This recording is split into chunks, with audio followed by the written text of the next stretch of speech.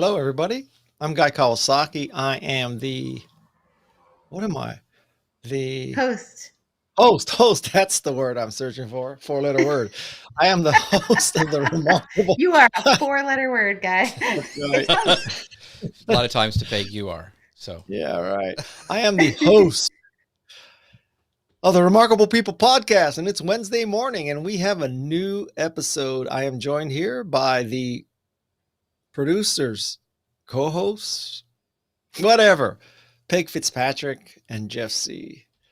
Behind every Hello. success behind every successful podcaster are amazed and amazing people. So these are the amazed and amazing people. that's right. So this week's guest was Rob Chestnut. No T in there. Rob Chestnut. And Correct.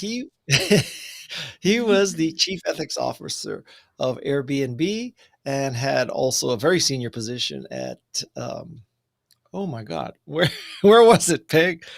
At eBay. eBay. Yeah. Yes, eBay. Also in ethics, as well as he served a few stints as legal counsel. And the topic of this entire podcast is about ethics in business, which for some people is an oxymoron, but we won't go down that path. So the ice-breaking question, because ethics in business comes down to, frankly, the culture of your company. So tell us about the strong corporate culture in your company. And I must admit, it could be strong good or strong bad. So yeah, send us comments Mhm. about what does a strong corporate culture look like? I work for Apple. That has a very, very strong corporate culture. And I have to say, at the end of my career, now that I'm at Canva, that too has a very strong corporate culture. Almost the Mhm. opposite of what it was like working in the Mac division, but I won't go there. I was So gonna say Canva's more of the modern model of yeah, not Facebook, but they do a lot of wellness and um, for good. they really take care of hmm people that work in the office. They Yep. have a chef. They feed people a lot, which in the U.S. I think that was cut from Trump. Said no more feeding all your people. It's not a write off to feed people anymore. So Is that no right? more free. Yeah. Yeah. Not anymore. So I don't know Wait, about that little Facebook.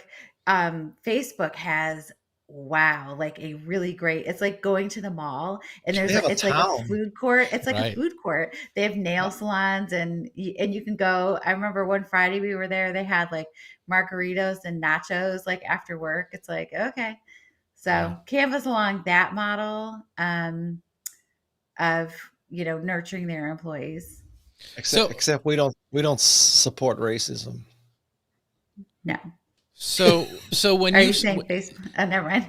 and I know people I are going to am. be. I know you didn't maybe want to go down this path, but you when we talked about corporate culture and the question was, what does a strong corporate culture look like? And you mentioned Apple at the beginning.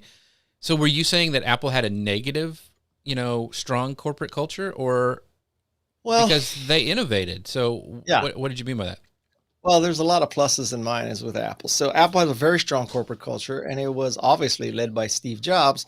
And I think Mhm. to this day, the DNA of Apple is Steve Jobs' DNA, along with Steve Wozniak's. And so there's pluses and minuses. A quest for innovation, a quest for elegance, demanding of great results. But it's also a little bit, uh, you know, I think it's a little bit too closed and a little bit paranoid.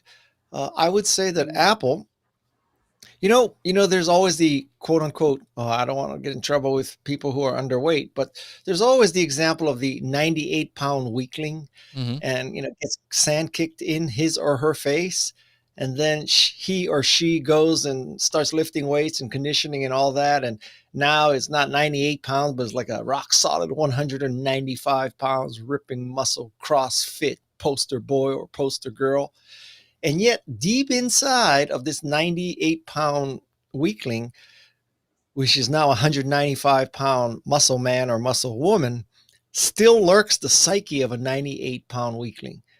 And so I think that's a little bit of Apple. When Apple just goes off the rails when somebody says something negative, or they're such control freaks, and I don't know.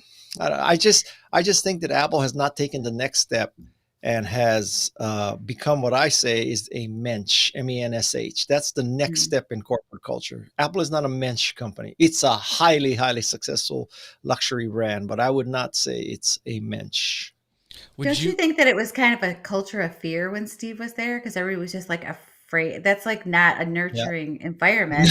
I mean, people did pull out innovation and creativity, but not because it was nurtured and um, Well, appreciated. Maybe I don't know if it was appreciated, but well, um, fear is a powerful motivator. Yeah. But it let's not is. talk But it's about a Apple. Let's talk about Rob Chestnut and his. right. So Airbnb is actually a very interesting company ethically. They've done some good things during the pandemic.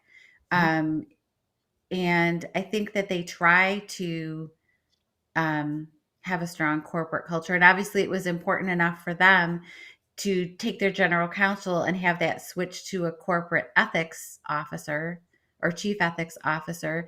So I think there's been enough.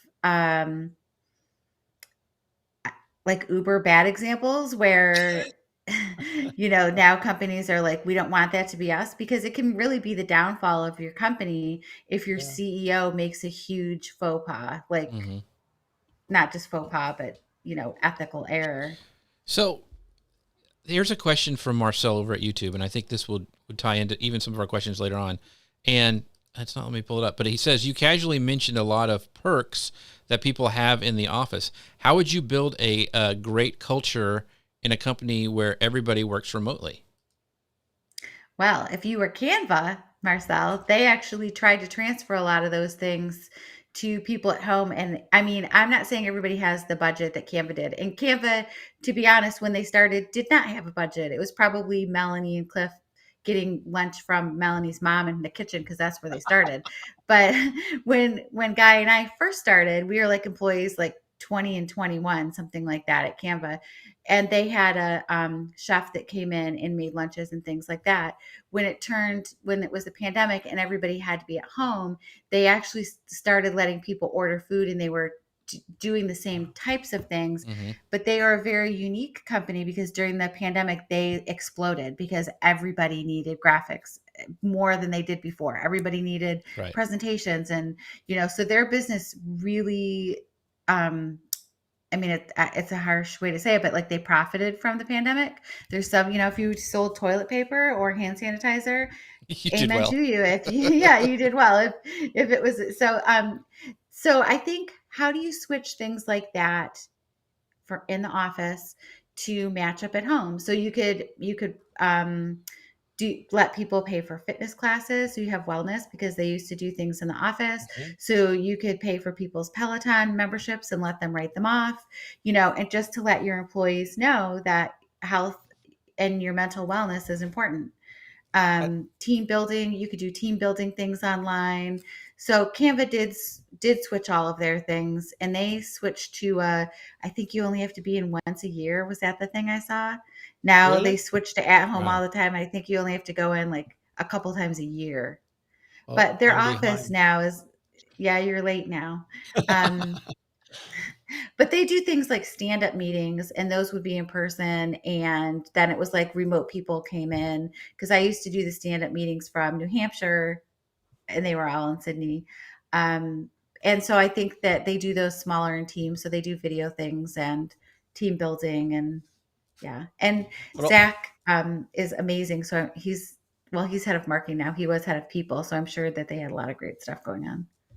well, the other thing, just to put a little dash of reality here, is I caution people that if you have a bad corporate culture, whether it's negative or boring or whatever it is, starting to give people free lunches and ping pong tables and workout classes and yoga classes and certificates for yoga classes, that's not going to fix the problem. Mm. Mm-mm. Fundamentally, Canva is great because they make a great product and they are obsessed with making Canva even better.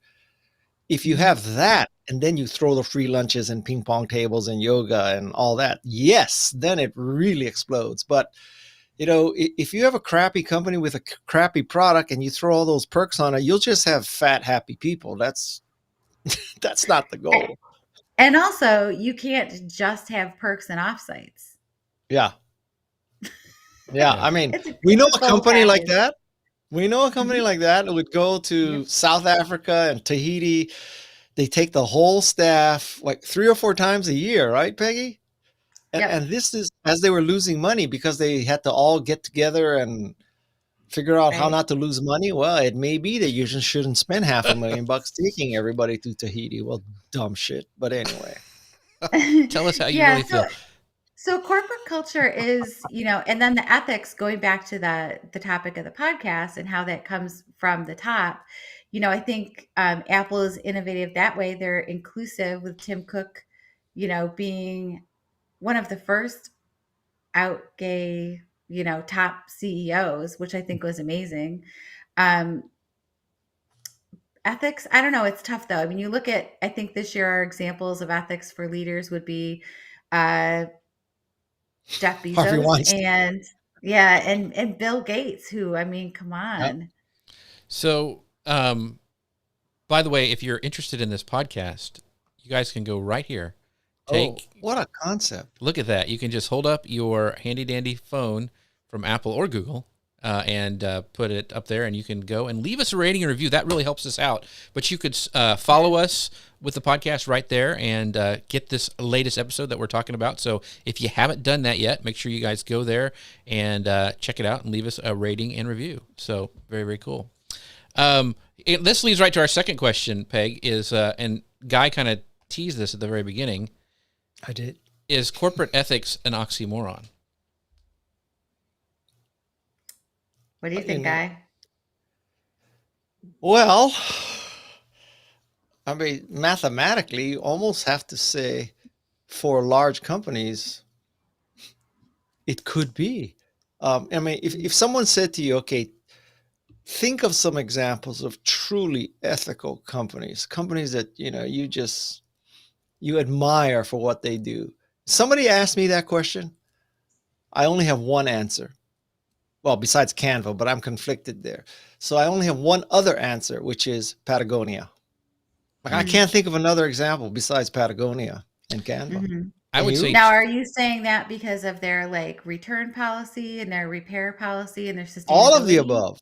Their climate concerns, their anti-Trump stance, there's another spice company called Pelzies or something like that took a strong stance.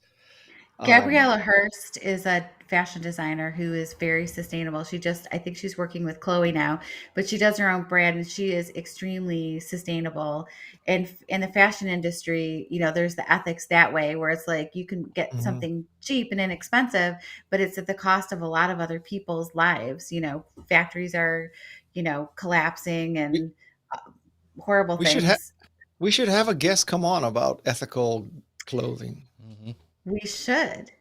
That would be amazing. What a great idea, Peg.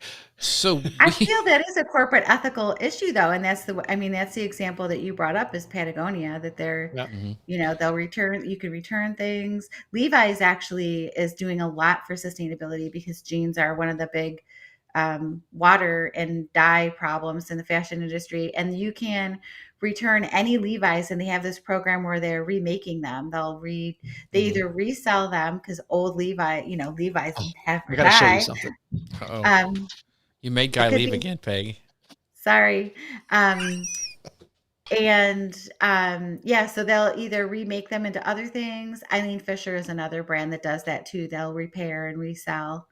So it's nice that, it's a little bit different ethical topics than the podcast talks about, because that's more like the leaders' ethics. So I would say it would be Chewy.com for the pet stuff, because they give so much away for, if they send you something bad, they'll send it to a local dog shelter. And I would say another, when you talked about return policies, it made me think about, I think it's Casper or some of the other ones. Like if they all have that, not Casper, but it may have been. It is another Casper. Casper mattresses is the biggest lie on the internet, because we got one and it sucks. So I didn't get Casper, but these people had the same policy. It's like if you have a 90-day sleep window or whatever, you can test it. And if you don't like it, they don't throw it away. They take it and give it to like a shelter or something like that, which I thought was very, very cool.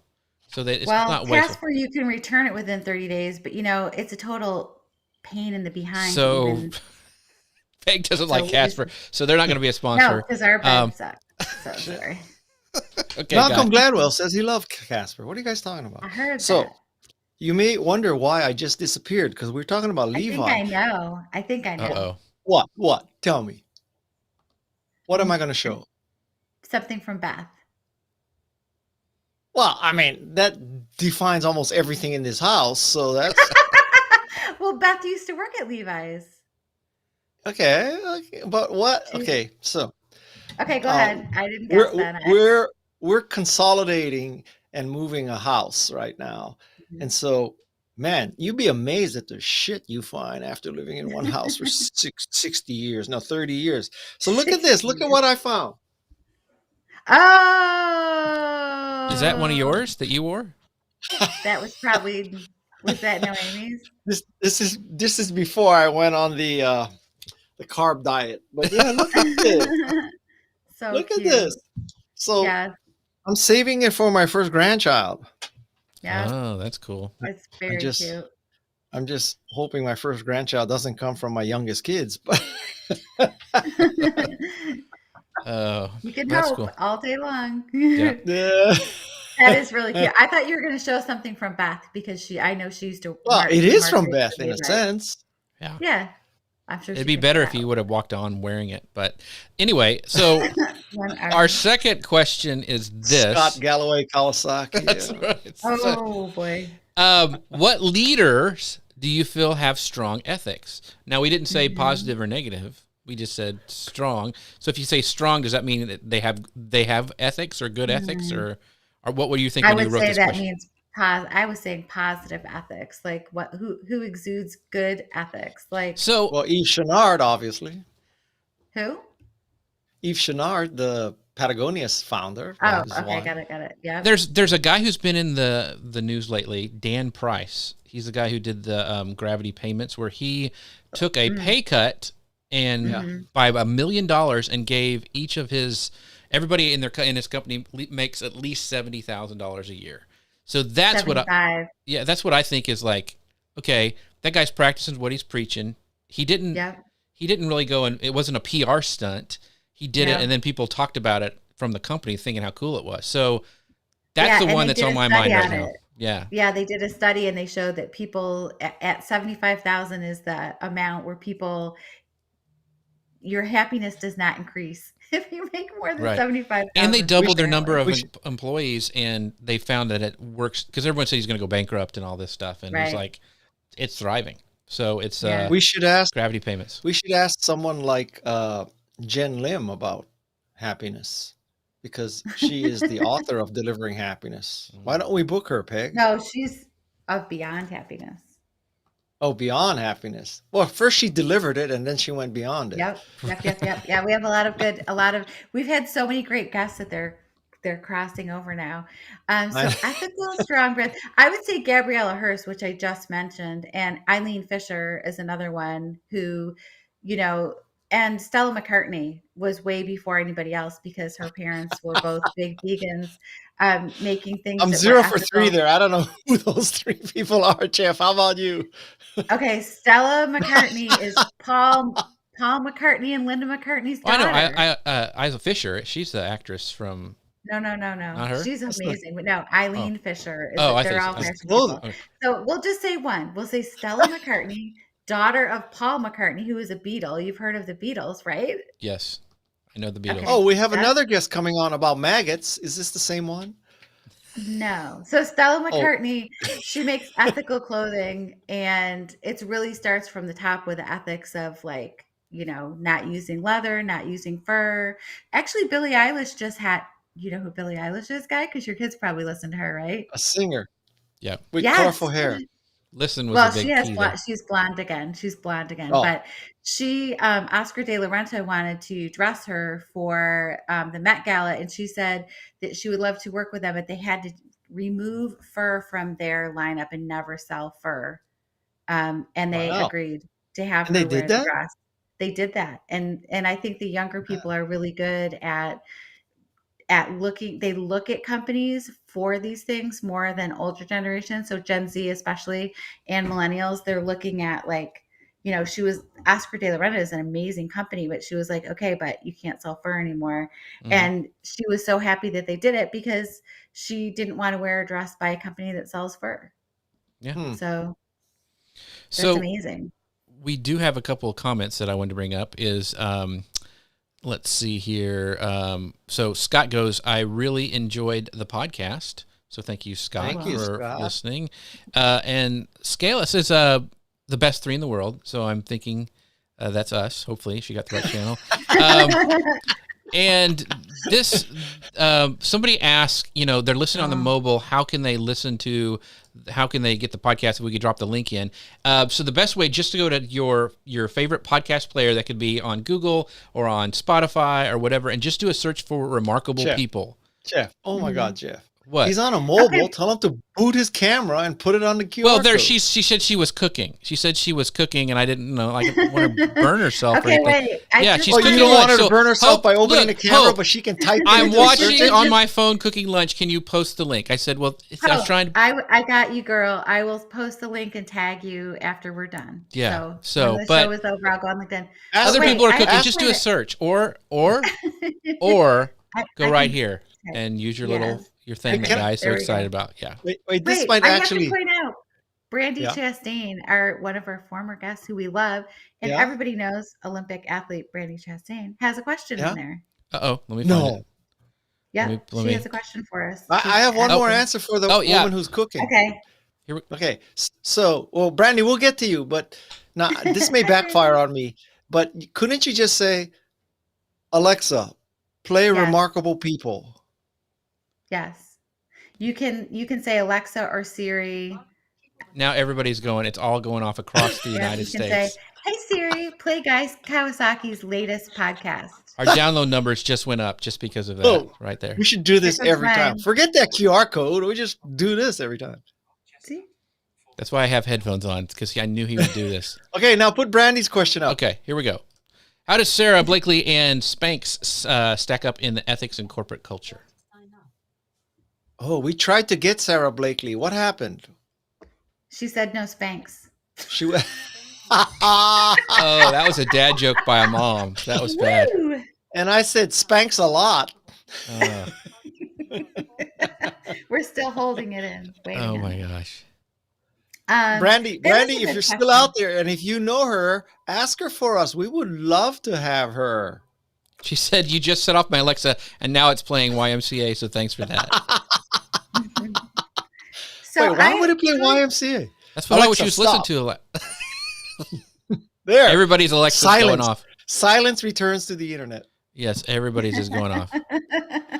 But my Alexa put up Tibetan chakra meditation. Why? What? That does was the have to last. do? Somebody was listening to that last on their playlist. Oh. So you're stressing people out there at home, guys. So that's why they were all. Anyway, Brandy, get us Sarah. So yeah, I think that is an interesting question, though. I mean, I haven't heard any negative things about Spanx culture. I do love. I follow Sarah Blakely on LinkedIn, and she does post a lot of good things. I think she's a great role model, which is part of good ethics, which is a question later. I think she's a great role model for creating a product that didn't exist for women, Yep. using, her own invention. And, it was just something that people needed. So You know what? Brandy's opened up a whole new thing here. So, we've had on our show Susie Batiste from Poopery Mhm. and Melissa from Doug and Melissa, the toy company, or Melissa and Doug. listen, Doug. And we also had Kara Golden from Hint. But Yeah. I'm seeing a trend here. The people we mention as, good examples have so far been mostly women. Have you noticed that? Brandy has. Yeah. Susie Yeah. Batiste is a great example. Poopery has really great corporate culture. Yeah. It's very fun. Their ads are hysterical. They're a brand that doesn't take themselves too seriously. They're a, spray before you go. Right. for the bathroom. So I mean, it's a funny topic, and they just lean into that so much, and all their stuff is great. But She lives in also, a church. she does, Yeah. her a former church. Yeah, her So apartment, her house is amazing. Hope has another question. So she's actually, we've made her quit cooking and she's making lunch, and now she's asking more questions. Who determines what qualifies as good when it comes to ethics? Right. I think that's kind of and you talked about this with Robert Chestnut in your podcast, because one of the things that I took away from it that I thought was really, really cool was one of the things he said: intelligent and creative people, they are some of the times the ones who struggle with integrity more than others, because they can rationalize, what they're doing. So that's a great question, Hope. That can be a slippery slope. Mm-hmm. Yeah. Yeah. Well, what's the answer? She's asking. She's asking you. It's your podcast. We just press buttons. It's almost like beauty, right? You know it when you see it. Like it's not the same to every person. It's not like you could say this is ethical, because it's a philosophical question ultimately, but it's kind of your moral compass. So it is. How we judge it would be different. But then you look at someone like Harvey Weinstein, I think everybody can agree that he had horrible ethics and he was a horrible person. And it Did went he get for a a lot long of people time. Oscars? No. Yeah. He got people to go to Oscars. He also threatened all he did. So everybody can agree with that. But then there's like certain aspects where people don't want to believe, when that story first came out, no one wants to say anything because it's him. It's that power piece of it. And I think that that's sort of where men and women are different. You don't really hear stories about women who power goes to their head and then they're doing all these things, not as often. Like Angela Merkel is just, I think she's coming down. And there was an article that I read on how she lives in the same exact apartment as when she got elected Chancellor of Germany. And, her and her husband split the cleaning. They don't have a maid. They do all of their own laundry. She never changed how she lived, even though she was Chancellor of Germany for decades, right? Mm-hmm. She doesn't drive a Porsche? She probably drives a Mercedes. That would be my guess. I would guess a black banker Mercedes, but I could be wrong. Maybach. The flip side of this is, what about poor ethics?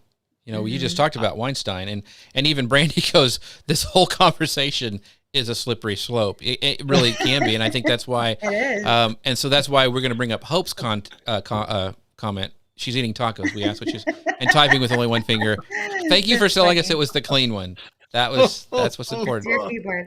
I think Elon Musk kind of crossed the boundary and has crossed the boundary. I mean, now he's not allowed to tweet about his company unless his legal team approves it, because he just thought he could say whatever he wanted and smoke a big blunt on Joe Rogan's show and think it was okay. Well, and the investors were like, hello, maybe you shouldn't be smoking a big, Yeah. On NPR, I heard a report about Peter Thiel's new book, and the author was discussing Peter Thiel. And oh my God, everybody Google that. Peter Thiel's new book after on NPR. The show. Oh my God, yeah, after the show. Don't subscribe to that podcast, just subscribe to ours. But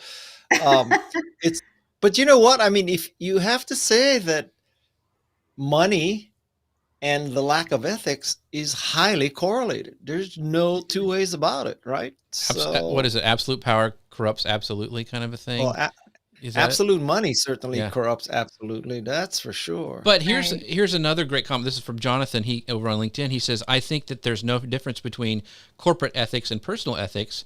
People can only live by one set of ethics." I think that's what I believe as well.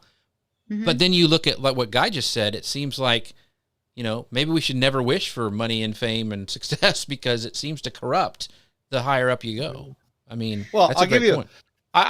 This is in the interview. So I asked, and this is a question we should think about, because during the Trump administration, when you saw, hey, what do I care? During the Trump administration, you often saw pictures of Tim Cook palling around with Donald Trump at the White House, having lunch, taking him on a tour of the supposed Austin, Texas, made in America factory that because of Trump was open, but was really there for years.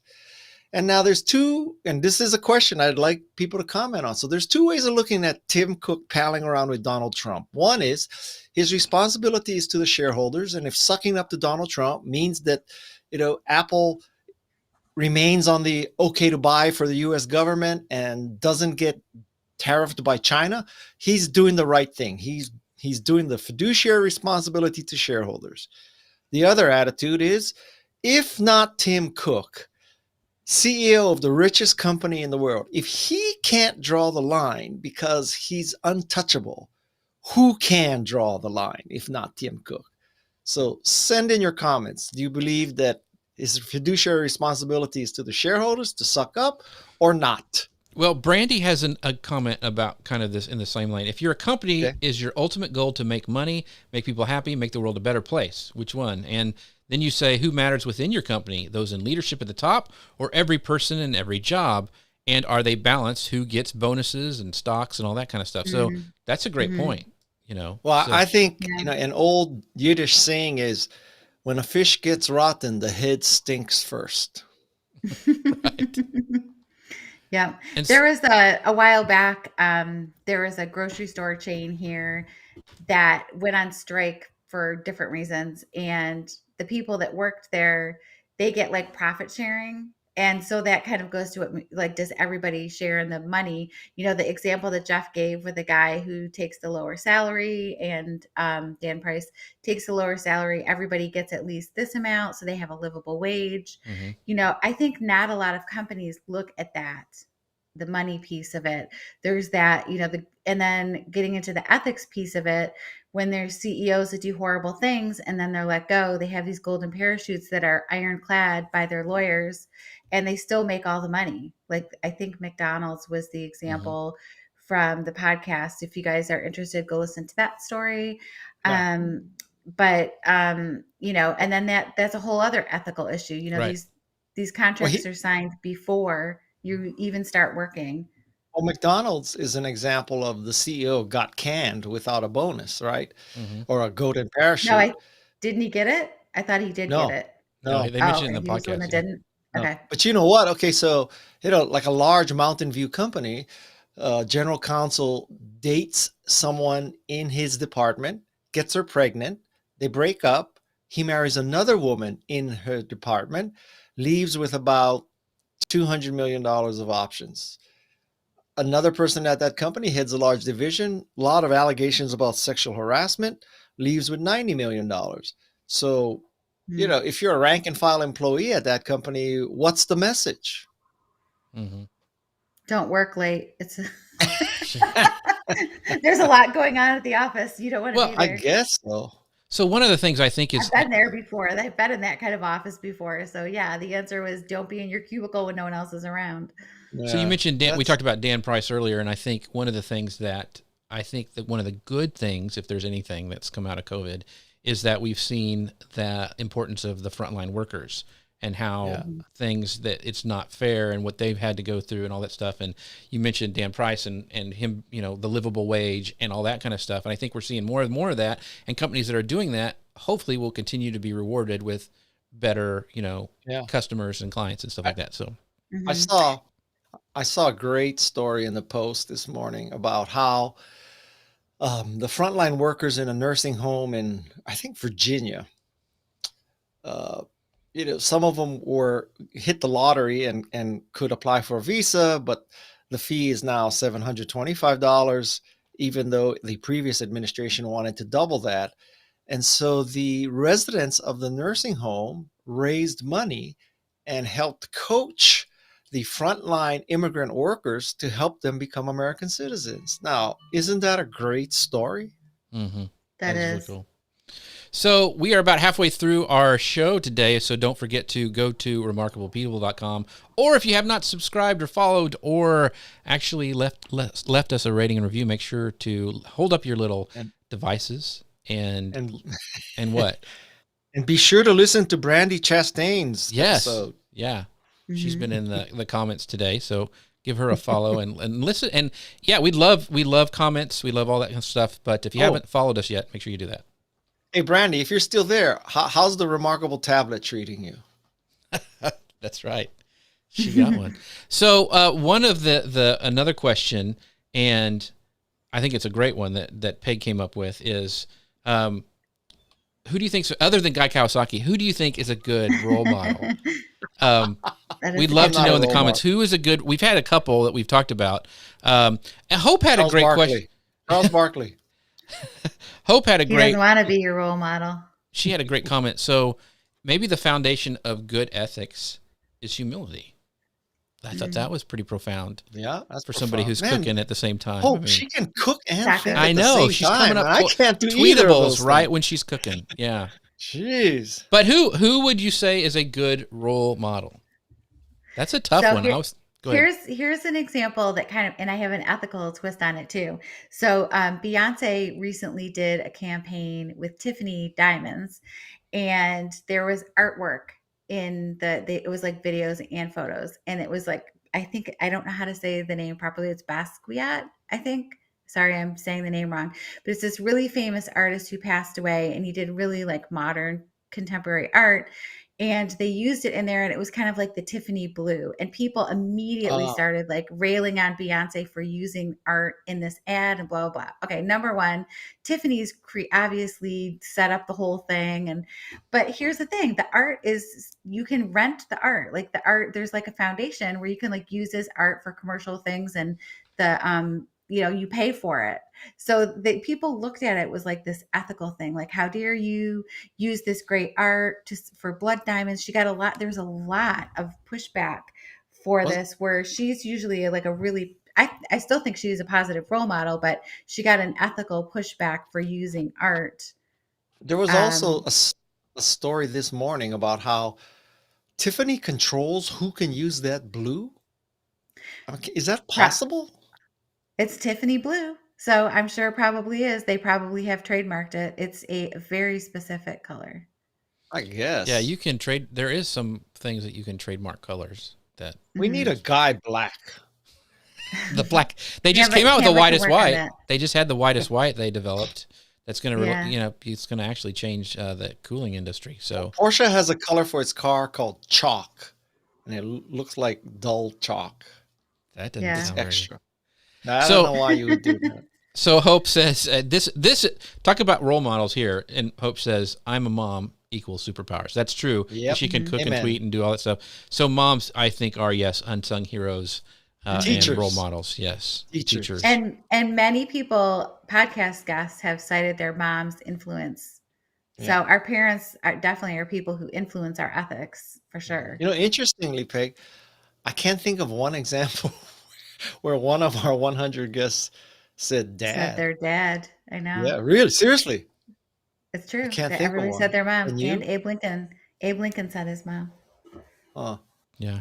So, honest Abe. We have to ask. Step up, dads. Yeah, come on. Yeah, really. Now, I would say my dad would be my mom too, but my dad is a big role model in my life. So I would, not just because you said that, but honestly, he was the best man at my wedding. Oh, I just saw a comment from Eric Trump saying dad. Stop. Seriously doubt he's watching, but he probably does have free time. Yeah. He's looking for a lawyer right now. So. Oh boy. So that was, who's a good role model? There's a couple people who've put Barack Obama. Yeah. Stacey Abrams. Jack is my role model just for creativity. Conte. Yeah. No. I don't. Conte. Do you know Jack that? Conte. I don't know him. Interesting. Nope. Scott Galloway. Somebody said Brene Brown. Jonathan Press said Brene Brown. Yeah. Mark says there you his go, father, Mark. so. Amen, baby. Cool. Mm-hmm. So our next question, and we kind of talked about this already, but is do you stop using a service or buying a product due to leadership? I do. I know Guy has. I don't use Uber anymore. I will walk before I catch Uber.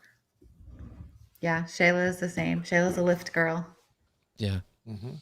So I think people, that's a great question. Have you, for a long time they'd say, oh, they don't work. But I think more and more people, and they're even showing in studies that brands that's why a lot of brands are leaning into activism, and you can tell the fake ones when they're just kind of, thoughts and prayers or whatever, that kind of, you know, they're just trying to chime in on the hashtag.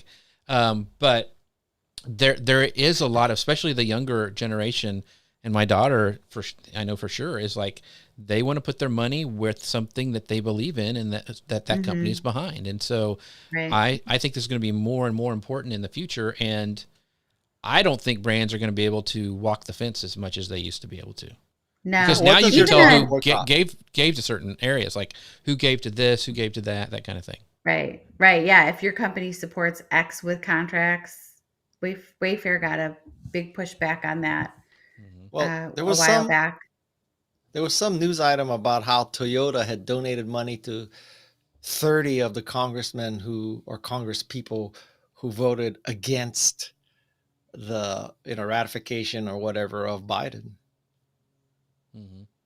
Oops.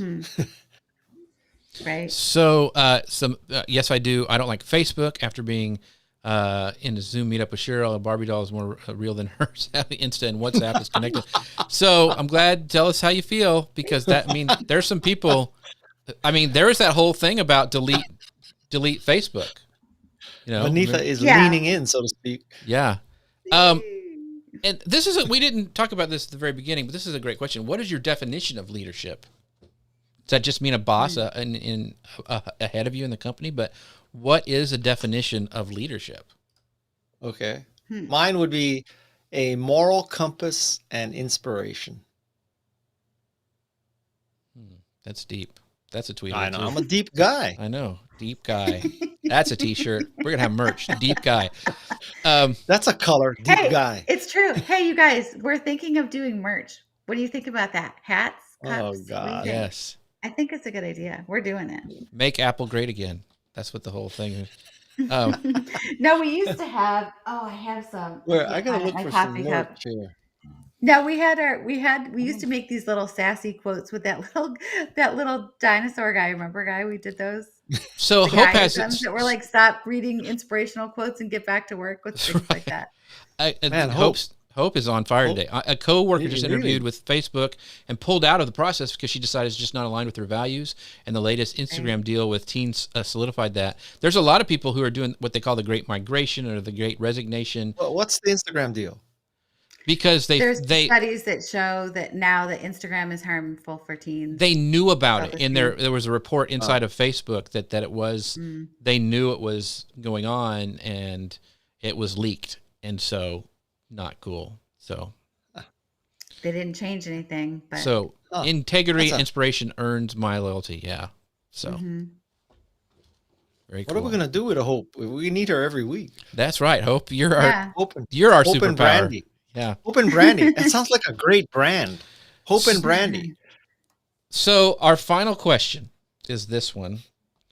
How do you teach young people integrity? This is a really good one. Guy, you got kids, so how do you teach your kids integrity? Oh, man. All you can do is set an example. So can I tell you an anti-integrity story that has lived with me to this day? Sure. So when I was in elementary school, I think, I went to this hardware department store with one of my relatives. I won't name names because, I don't want to piss off my family, but anyway. And so we went to this hardware/department store, and he needed a couple of screws. So he took a couple of screws from one of those little plastic canisters that have like 20 screws. He took a couple and he walked out with me. And I was just shocked that my relative here who took me shopping shoplifted. And that has stayed with me forever. And it's like, I don't know what I learned. I learned that, people are gray, not black and white. Or I don't know if I learned that, arguably that example put me more in the black and white camp than the gray camp. It's not like I said, it was okay, I'll do that too. And I became even more hardcore. I wouldn't even steal 2 screws.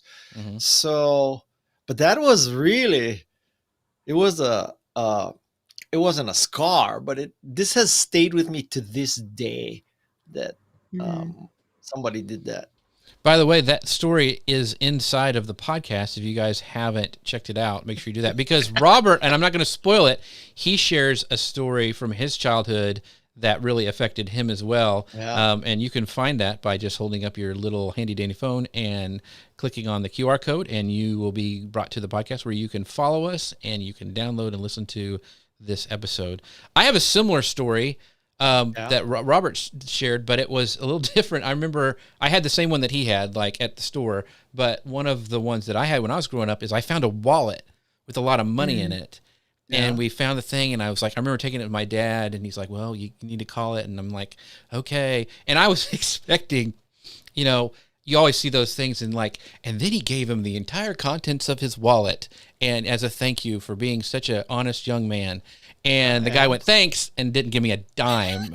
And I was just like, but it was my dad taught me, he's like, you do the right thing no matter what, even if you don't get any reward out of it. Yeah. And so that was kind of like one of those that stuck with me. How about you, Peg?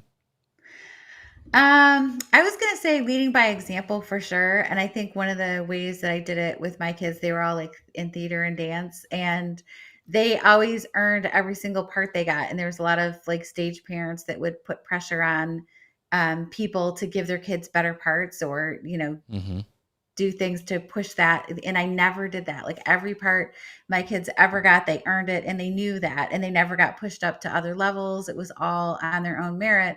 And I think that's important. And it showed a lot of integrity, and the kids that did get pushed ahead, it didn't help them. You know, some of them ended up having a lot of problems. And I was just realistic with them about, you know, hey, you're in theater and dance, and that's amazing, but that doesn't mean you're going to, you know, make your living from this. It's, you know, right now it's what you're doing, right? You know, so I think those are ways that I think I try to lead by example with my kids. Yeah. I'll tell you something that I do all the time now that has set an example for my kids, because they told me that, which is I tip big. I tip 25 to 50% every time. This morning I had a cup of coffee and a croissant. It was $8 and I gave them a $10 tip. I just think that those frontline workers, we should do whatever we can to help them. And, you know, is $10 tip going to change my life? No. Is it going to change their life? Probably not either, but you know, it's better than $1.50 tip. So I think one thing everybody could do is just tip big. Why not? That's a great lesson. So we got some great, comments here. Jed Record. Good to see you here. I haven't seen you for a long time. Great insights being shared. Love it. Actions speak louder than words. Our super user today, Hope, says, ooh, that's a tough one. Start super young. It's part of their identity. I often tell my 4-year-old daughter, we are the McDonald's. We always tell the truth, even when it's hard. That's a great thing. She repeats that back to me on call. If she's fibbing, I'll ask, who are you? She says, McDonald. What does that mean? Always tell the truth, even when it's hard. That is an awesome example there, Hope. Thank you for sharing that for us. And I think it's genetic, what the elders do. Kids do too. A lot of people are saying the same thing. And I guess we're squeaking out some truth out of deep thoughts out of Guy today. So that's good. Thanks, Jed. Thanks for pointing that out. Thanks for noticing. Is the implication that usually I'm not full of deep thoughts? I mean, that's the only way I can interpret that. I don't know about you guys. And Jonathan says integrity is learned through exercise and practice. When we learn to embrace mistakes and own them without fear, we build the confidence to grow into integrity. That's great, Jonathan. Thank you for that. Yeah. So, and I tell you, you know, just to tarnish my image a little bit. So going back to the tip story. So one reason I tip big is because I'm a generous guy and I want to help people to the extent that I can. But there's also that's the carrot, but there's also a stick. And the stick is I just don't want anybody to recognize me and tell his or her friends and family that Guy Kawasaki is a tight ass. That would just, so that's the negative reason why I do it. There's also the positive reason, but both reasons adds up to big tips. I can't remember who it was. There was some celebrity I was researching and it came up that they were a poor tipper, and that was like their nickname. That's what they were known for. And even more important, it's like Hope says, You want them to remember your order too. So that's another great stick. And not spit in it. Not spit in it. Yeah. I always that's what I told my kids. Like they're out there behind a door, touching your food right now. Treat them nice. Well, my son's he works at a high end restaurant, and it just amazes me the stories he tells of how rude people are. Like what? Tell us some. Well, I mean, just that they expect all this stuff, and they usually are the lowest tippers, and usually the ones that you don't think, you're thinking like, okay, and it's at a high end restaurant that they come in and like look maybe like they're not wearing what everyone else is wearing, and those are the ones who tip really, really well. And so it's just interesting how some of the stories he's told. I think that you can tell a lot about a person by how the person treats someone, at this quote unquote, in their perception, lower station, waiter, waitress, flight attendant, reservations clerk, cashiers are getting valet, so much hassle cashier, now, right, too. right. Because anybody can suck up to the president to be sure your company's not on the Chinese tariff list. But how do you treat someone who just brought you a burger? That's the test, right? Yeah. I've tried to be like extra nice to people in stores too, because people are just being rude and They're horrible. That's I'm always like, hi. And even though you have I'm a still mask trying to bring on, the jokes. Even though you have a mask on, we know who you are. Like I can't hide with the beard. They know that this weirdo is coming again. You know what? We should invent a term like, remember we just interviewed Chris Messina, who invented the hashtag. That's next week. But we should invent a term that's the opposite of a Karen. So we can label positive examples. Right. That would be good. Turn it around. We'll call it a guy. Instead, you pulled a guy there instead of a Karen. That's what it'd be. How about a knee rack, which is Karen reversed? Okay. Now we are getting deep. We're getting really deep now. So Elsa says, a great idea. Hope's head is exploding. Yeah. My parents owned a restaurant, and I worked there. I usually tip 20%, but since COVID, I've tipped 30%. Not nearly as much as. Yeah. And somebody from LinkedIn says, without integrity, you can't be credible. My wife is tired of me tipping big, but I still do, even when the meal was dumped in my lap. That is, yes, they will remember that. So, yes. Backwards names reminds me of middle school. Yeah. This is funny. This is a great one. Sorry. This is, we agree with Guy, be a big tipper whenever we can, and we can do it more times than we think. That is true, Armando. Yes. And then Hope, once again, amazing Hope. She is our hope. Side note, my uncle was on public office, told his kids if they ever used his name to get out of trouble, they'd get punished worse from him than from the law. So my dad was a preacher, and I lived in a small town, and I remember when I first got my car, they only let me drive to school and back, and I went the long way home, and I squealed my tires on purpose, at a stop sign way away from my house. And by the time I got home, like 3 people had called my dad. So I'm like, God, I can't get away with nothing. Life. Yeah. Anyway. Just wanted to let you know. No, Hope, we love it. You are awesome, Hope. Don't ever stop commenting. We love you. We're here at the same time every week. So why don't we should find out where she lives, and then we can all do the podcast or this show from there and eat. Yes. Yeah, she can cook for us. And what's next Wednesday? See, we need merch because she would be perfect to send something to because she's like the super fan today. Yeah. You know what? Okay, Peg, here's an idea for merch, okay? Because I am an investor and advisor to Merge 4. Merge 4 will make remarkable people socks. No problem. Huh? Let us know in the comments if you would like remarkable people socks. But would they have Guy's face all over them? We could put remarkable on one sock and people on the other. Yeah, I'd mess them up and it'd say people remarkable because I get up in the morning early. You can't with Merge 4 because they're like specific socks. So she is addicted to this podcast now. Welcome to India, food paradise. Very, very cool. And Hope says tacos for all of us. Awesome. She's in the Chicago area, so we'll be there for pizza next week. Oh yes. And so if you would like, I loved India. Oh my God, India is so intimidating. I mean, I love people that they go to New York and they say, oh my God, New York is so fast paced and hectic and so crowded.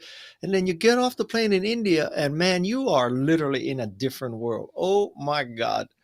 And I've been to Mumbai and Bangalore and Pune. Pune.